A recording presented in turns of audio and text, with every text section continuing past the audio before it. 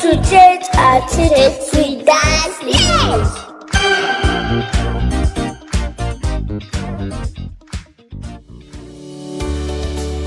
Hello everyone, I'm Dasny and I welcome you to this week's episode of Tete-a-Tete with Dasny. Yes, like I said in the previous episode, we'll be talking about earning trust. And if you're ready, I am ready, and I hope you will enjoy today's ride. Now, trust is something that takes years to build, but within an instant or within a twinkle of an eye, you lose it. And once it's lost, it takes several efforts for you to redeem it back. Now, as an adult or as a caregiver, you may be wondering, how do I get my child or how do I get a kid to trust me? Now, how to build, develop trust in a child is based on a concept called positive core belief.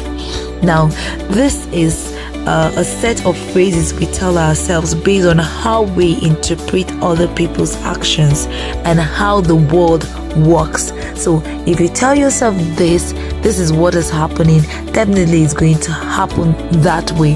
And remember, the family is the first agent of communication a child has.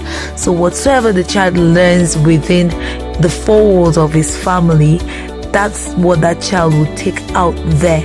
Now you find out we have a lot of adults who are struggling with trust issues, and you'll be like, this person doesn't trust easily. Hey, check out the background of that person.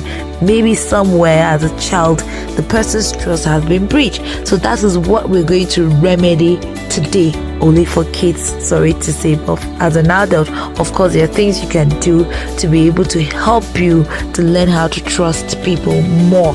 Now, these beliefs, like I said, it grows trust in children. And some of these beliefs that, whatsoever you believe in, your child is looking up to you. And if your heart is there, the child is also saying, oh, my mommy or my daddy or my auntie or my uncle's heart is there. So why don't I just believe? Because after all, these people love me. Now, how do you get children to trust?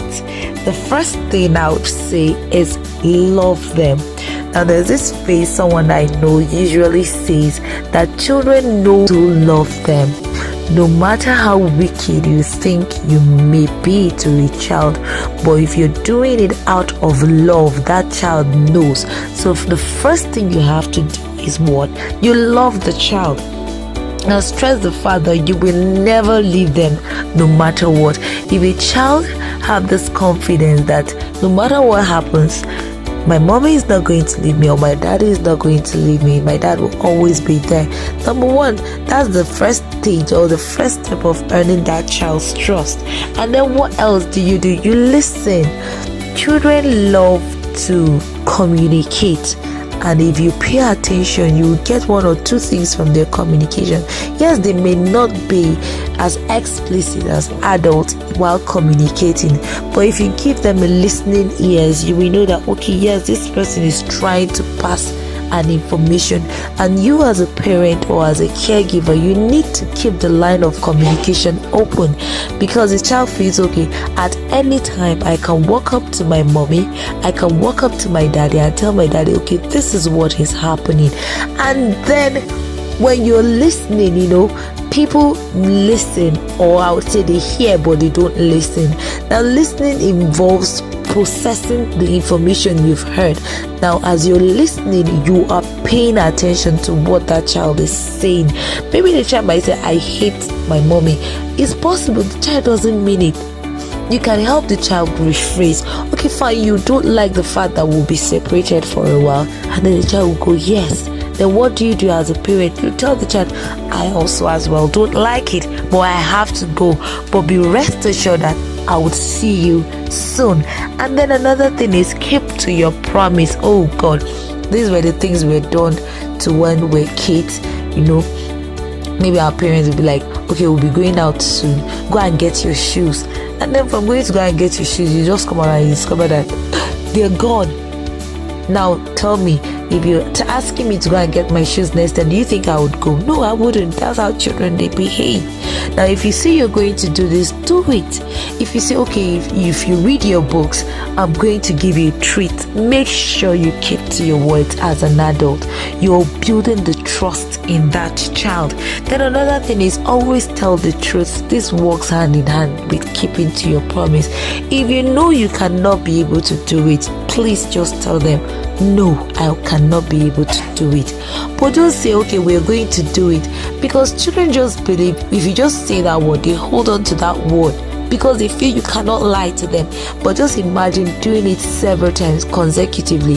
They'll be like, after all, if she says she's going to do this, or if he says he's going to do this, at the end of the day, he ends up not doing it. So what? You're building distrust in that child, and it wouldn't go down well when that child eventually becomes an adult. Now, the last thing on my list is learn to maintain eye contact whenever you're speaking with your child, whenever you're talking with your child, or if any child. Just come down to that level. Make the child feel that, okay, yes, I can see you, you are important, I feel you, okay? Whatever you're saying, I am understanding. Although at times we may not, but you should give them that impression that they are important. You're listening, you're seeing them, and I'm assuring you that if you follow the steps without faulting, definitely you're going to get a positive result. Thank you for listening. Please do share other experiences of how to build trust in kids. Do take care.